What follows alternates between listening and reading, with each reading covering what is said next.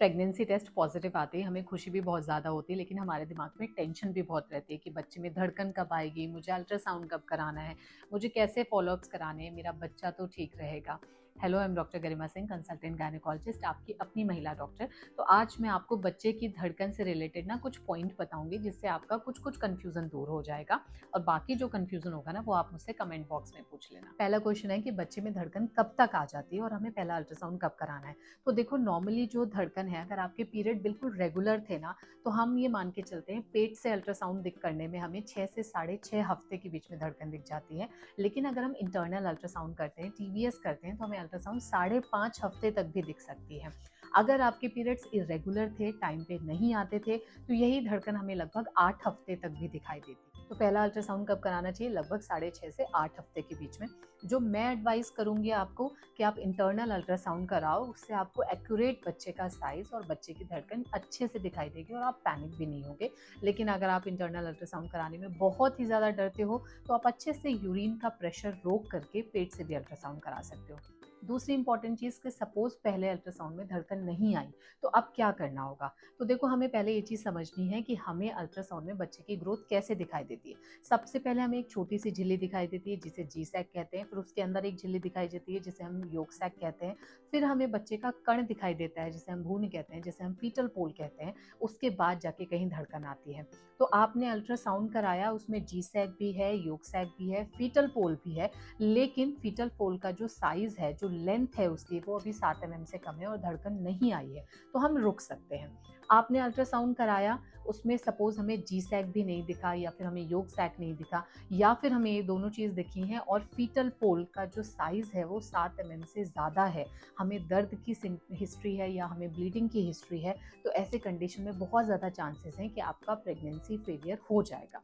दो कंडीशन और हैं। सपोज हमें सिर्फ और सिर्फ जी सैक दिख रहा है, ना हमें योग सैक दिख रहा है, ना हमें फीटल पोल दिख रहा है, 8 हफ्ते हो चुके हैं, तो ऐसी प्रेगनेंसी को हम बिलाइटेड ओवम या फिर हम मिस्ड अबॉर्शन भी कहते हैं।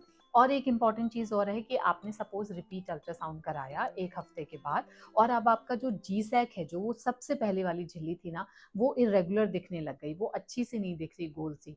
तो ऐसे में भी हो सकता है कि आपकी प्रेगनेंसी फेलियर के चांसेस हो जाएं।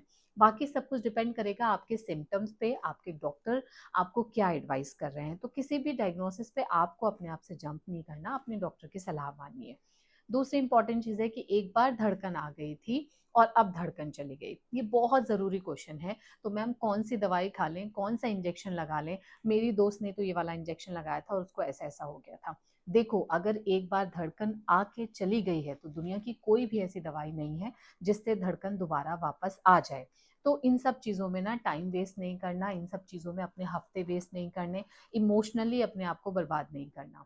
कई बार ऐसा भी होता है कि सब कुछ ठीक है, जो अल्ट्रासाउंड है ना, उसमें हमें बच्चे की झिल्ली भी अच्छे से दिख रही है, बच्चा भी अच्छे से दिख रहा है, लेकिन अभी तक हार्ट रेट नहीं आई है। तो ऐसी स्थिति में हम क्या करते हैं, हम आपको कुछ प्रोजेस्टेरोन के इंजेक्शंस या दवाइयाँ देते हैं, हफ्ते से 10 दिन का वेट करने के लिए कहते हैं, आपको बेड रेस्ट एडवाइस करते हैं, ट्रैवल मना करते हैं, हस्बैंड के साथ कॉन्टैक्ट बनाने के लिए मना करते हैं, या हैवी वेट उठाने के लिए मना करते हैं, और फिर हम देखते हैं कि धड़कन आई है कि नहीं आई है। तो ये धड़कन से रिलेटेड ना कुछ मोटे मोटे से सवाल हैं। आपको अगर कुछ भी और जानना है तो आप मुझसे कमेंट बॉक्स में पूछ सकते हैं, और आप मेरा जो यूट्यूब का चैनल है उसे सब्सक्राइब करना ना भूलें, और मेरा इंस्टाग्राम में भी चैनल है, अगर आप उसे फॉलो करना चाहें तो नेक्स्ट डोर गायनेकोलॉजिस्ट के नाम से। एक बहुत इंपॉर्टेंट जानकारी है, बोनस टिप जिसे हम कहते हैं, कि जो बच्चे की धड़कन होती है ना, उससे जेंडर नहीं पता चलता कि वो फीमेल है कि मेल है। कई लोग बोलते हैं ना कि यार 150 है, 160 है, क्या पता लड़की है, क्या पता लड़का है। ऐसा नहीं करना है। जो बच्चे की धड़कन है वो नॉर्मली 110 से 160 के बीच में होती है। जो शुरुआती अल्ट्रासाउंड होता है उसमें कई बार 100 110 भी आती है, तो परेशान नहीं हो। Thank you, bye bye.